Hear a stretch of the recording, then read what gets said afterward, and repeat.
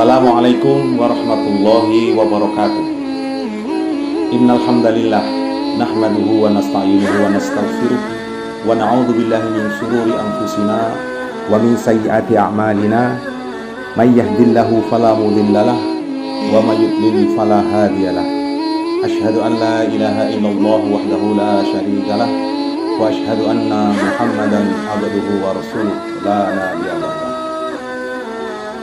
Yang terhormat kepada semua keluarga besar SDI Kota Blitar yang dirahmati oleh Allah, bersyukur alhamdulillah pada pagi hari ini kita semuanya dalam keadaan sehat walafiat, dalam keadaan beriman kepada Allah. Semoga seluruh aktivitas kita selalu diberikan petunjuk oleh Allah sehingga kita nanti menghadap kepada Allah dalam keadaan husnul khatimah, sukses di dunia dan sukses di akhirat. Para hadirin, keluarga besar, siswa-siswi SDI Kota Blitar yang dirahmati Allah, pada pagi hari ini kita akan memperingati peristiwa besar, yaitu peristiwa yang dialami oleh Rasulullah SAW, yaitu peristiwa Isra dan Mi'raj. Perlu diketahui bahwa pengertian Isra yaitu perjalanan Nabi dari Masjidil Haram ke Masjidil Aqsa, dan Mi'raj adalah naiknya Rasulullah dari Masjidil Aqsa ke langit pertama sampai ke langit ketujuh, sampai ke Sidratul Muntaha, dan beliau menerima perintah salat. Nah, Isra Mi'raj itu adalah peristiwa yang hanya bisa diterima oleh iman, karena akal tidak bisa menerima, karena perjalanan yang begitu jauh yang seharusnya ditempuh dengan berbulan-bulan, tapi hanya ditempuh dengan satu hari, satu malam, atau hanya semalam saja. Karena ini merupakan kebesaran dari Allah SWT. Kalau ini tidak dipercaya dengan keimanan, maka setiap orang tidak akan beriman, tidak akan percaya kecuali dengan iman yang kuat. Jadi peristiwa ini adalah merupakan kebesaran Allah SWT. Seperti halnya semut. Seandainya kalian memakai baju yang bajunya itu ada semutnya di sakunya, tiba-tiba kalian pergi ke Surabaya jam 5 pagi, nanti kembali lagi sampai rumah jam 5 sore. Nah, semutnya nanti belum keluar, tapi ketika dia semutnya keluar, mereka bercerita. Ketika kamu pulang, semutnya keluar lagi, terus semutnya bercerita kepada teman-temannya, saya tadi dari Surabaya. Masa kamu dari Surabaya? Jalannya kamu aja tidak cepat. Maka semut-semut yang lain tidak akan percaya, karena semut dari Blitar sampai ke Surabaya itu membutuhkan waktu berapa tahun kalau dia berjalan. Tapi dia dibawa sama dengan Rasulullah SAW, yaitu diperjalankan oleh Allah SWT. Dan dalam firman-Nya, Subhanalladzi asra bi abdihi lailan. Jadi Maha Suci Allah yang telah memperjalankan hambanya, yaitu Rasulullah SAW, pada malam hari, yaitu minal Masjidil Haram, dari Masjidil Haram ilal Masjidil Aqsa, ke Masjidil Aqsa, yaitu diperjalankan oleh Allah, sehingga waktu yang begitu lama bisa singkat, karena yang memperjalankan adalah Allah SWT.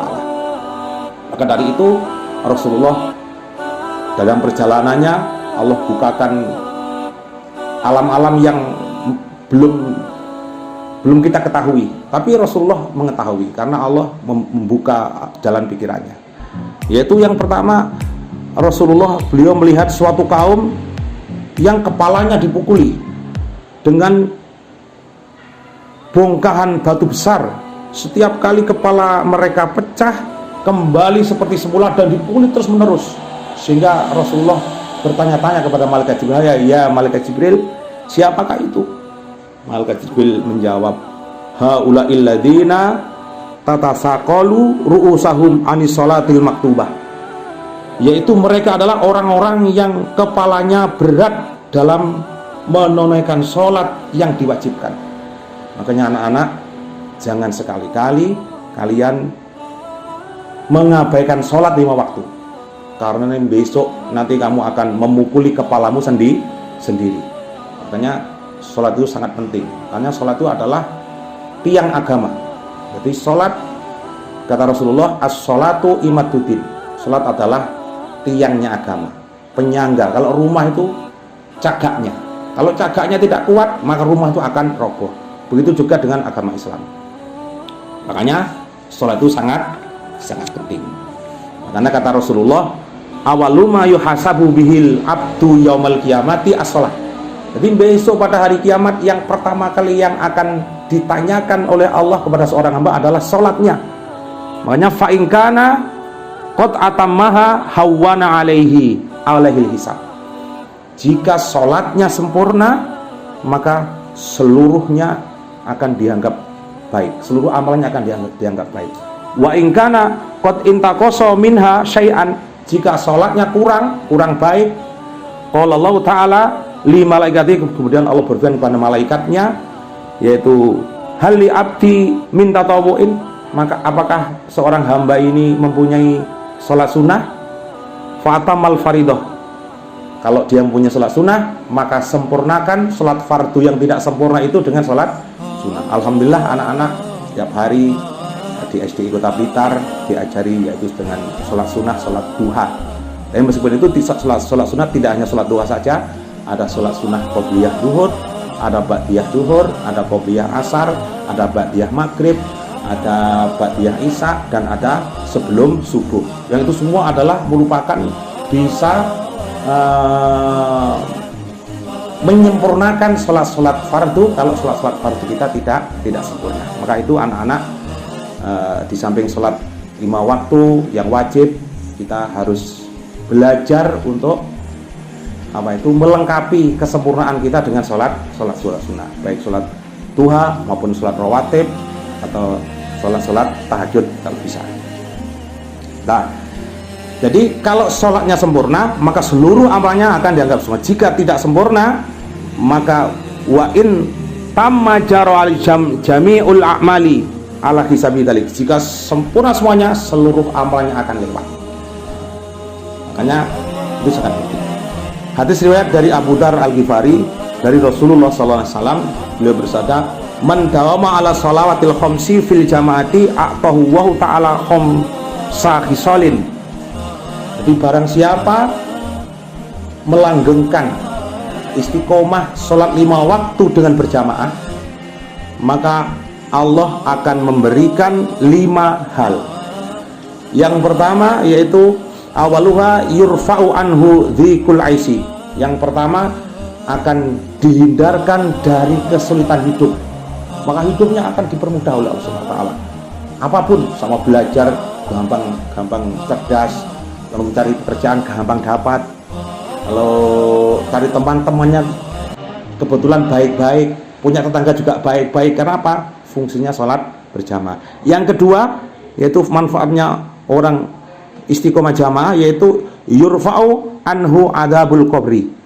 Yang kedua akan dihilangkan siksa kubur, jadi tidak disiksa di dalam kubur.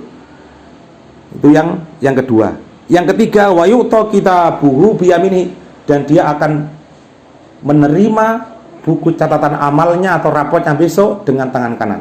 Barang siapa menerima buku catatan dengan amal tangan kanan, maka dia akan menjadi ahli surga. Tapi kalau menerima dengan tangan kiri, menjadi ahli neraka. Apakah anak mau jadi ahli neraka? Makanya kalau ingin jadi ahli surga, sholat berjamaah, baik dengan temannya atau di masjid atau di musola, tepatnya masing-masing, atau dengan ayah ibunya. Terus yang keempat, wa yamuru ala sirati kal barqil khotib, dan dia akan melewati siratal mustaqim seperti kilat yang menyambar. Jadi melewati lap sudah sampai di surga. Dan yang kelima, wa yadkhulul jannata bi ghairi hisab, dan dia masuk surga tanpa dihisab, tanpa ditanya-tanya. Begitu bangun dari alam kubur, dia langsung seret langsung masuk surga. Loh, kok gak ditanya lagi? Karena dia dulu di dunianya yaitu istiqomah di dalam melaksanakan sholat berjamaah. Sebaliknya, waman tahwana bisolatil khomsi, barang siapa meremehkan sholat 5 waktu fil jamaati dengan berjamaah, maka aqobah wa ta'ala bisnatai asharota haslotan, maka Allah akan menyiksanya dengan 12 siksaan, yaitu 3 ya. 3 ketika dia hidup, yang 3 ketika dia mau mati, yang ketiga lagi ketika dia di alam kubur, dan yang ketiga ketika di hari kiamat. Yang pertama, yang 3 ketika dia masih hidup, yaitu amma salah satu allati fil hayati. Adapun 3 perkara ketika dia masih hidup di dunia, turfaul barokatu min kasbihi wa rizkihi, yaitu yang pertama, dia kok meremehkan sholat berjamaah, akan dihilangkan keberkahan hasil usahanya, bahkan rezekinya tidak berkah. Dia dapat berapapun masih kurang, ini kurang begitu. Karena apa? Dia meremehkan sholat berjamaah. Itu yang pertama. Yang kedua, walayak balu minhu sairu amalihi, seluruh amalnya tidak diterima karena dia meremehkan sholat berjamaah. Karena sholat berjamaah itu sholatnya pasti diterima. Seandainya satu masjid atau satu musala semuanya tidak khusyuk, tapi ada salah satu yang khusyuk, dia diterima. Sama tidak khusyuk semua, imamnya nggak khusyuk, makmumnya juga tidak khusyuk, maka tetap diterima. Karena apa? Karena berjamaah. Dan coba kalau sendiri, sudah sendiri tidak khusyuk, malah nggak diterima sholat. Karena sholat yang diterima adalah sholat ketika dia ingat kepada Allah Subhanahu Wa Taala. Jadi kalau kalian ini sholatnya 5 menit, ingatnya hanya 1 menit, ya yang 1 menit itu yang diterima. Kalau nggak ingat semua, ya pokoknya gugur kewajiban tapi tidak dapat apa-apa. Itu kalau tidak berjamaah, makanya lewat semua. Tapi kalau berjamaah, meskipun kalian tidak khusyuk, tetap diterima oleh Allah Subhanahu Wa Taala. Makanya penting berjamaah. Terus yang ketiga, wa yungza'u simal khairi min wajihi, dan yang ketiga akan dihilangkan tanda orang yang baik di wajahnya.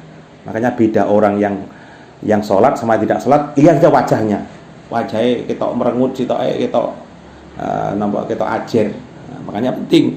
Terus lagi wa yakunu baghidun fi qulubinas, dan dia banyak orang yang tidak senang.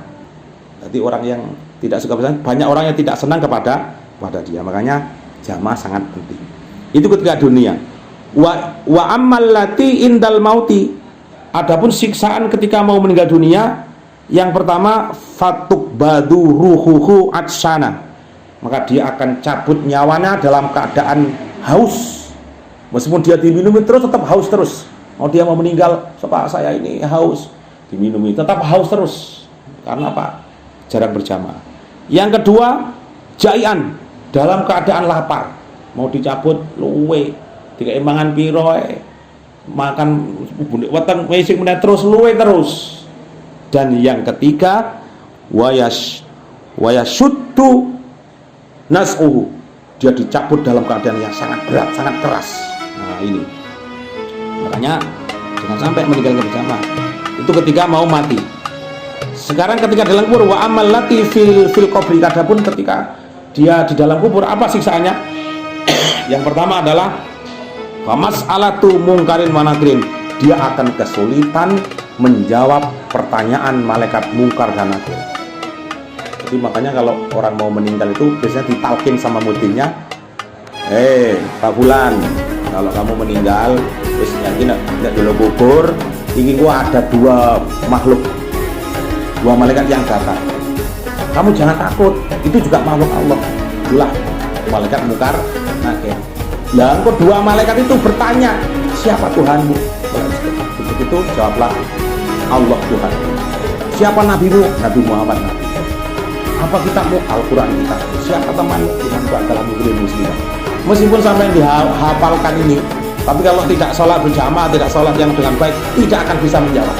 Makanya bukan jaminan orang yang hafal pertanyaan sifat awal pertanyaan dalam kubur, tapi dia ketika di dunia tidak pernah melaksanakan sholat, wah tidak akan bisa menjawab pertanyaan malaikat mungkar dan nakir. Itu yang pertama. Yang kedua yaitu wadul madul kubri, kuburnya dalam keadaan gelap. Makanya orang yang yang ngajak nih orang-orang yang meninggalnya muko-muko padang kubure, jembar kubure. Dan yang ketiga ini yaitu wadoyikuhu, kuburnya sempit sampai belungnya ini, berarti buminya akan menghimpit dia sehingga belum tulang rusuk-rusuknya akan remuk. Makanya doanya apa? Padang jembar kuburi dalam lurus. Itu begitu. Itu yang ketiga. Jadi yang siksaan di alam kubur, yang pertama tidak bisa kesulitan menjawab, yang kedua kuburnya gelap, yang ketiga kuburnya sempit. Kalau ingin bisa menjawab, terus kuburnya terang, terus jembar atau lebar, maka istiqomahlah di dalam melaksanakan sholat jamaah. Dan yang ketiga terakhir, yaitu ketika wa amal lati fil qiyamati, adapun tiga perkara yang Allah siksakan di hari kiamat. Yang pertama yaitu fasidatu hisabihi, maka hisabnya sangat berat, sampai akan ditanya mendetail. Karena apa? Sholat itu tidak baik mendetail. Kalau sholatnya baik, nggak ditanya, wes api kabeh mau besar go langsung gitu. Tapi kalau sholatnya jelek, ditanya terus. Terus yang kedua, wa ghadabur rabbi alaihi, Allah marah kepada dia.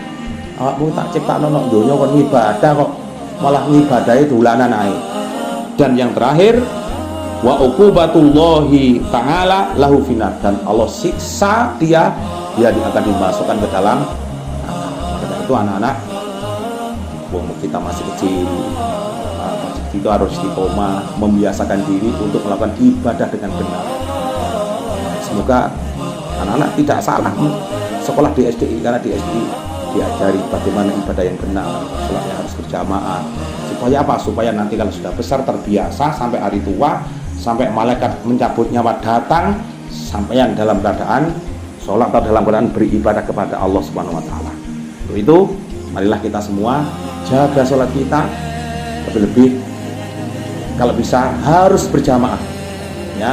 Biar apa? Biar mendapatkan kemuliaan yang disampaikan oleh Rasulullah Shallallahu Alaihi Wasallam. Untuk itu, marilah kita semua berdoa kepada Allah, semoga kita selalu mendapatkan hidayah, perlindungan sampai besok kita hari tua, bahkan sampai dicabut nyawanya dalam keadaan husnul khotimah. Demikianlah, kurang lebihnya mohon maaf. Semoga apa yang telah kami sampaikan menjadikan ilmu yang bermanfaat di dunia sampai di akhirat.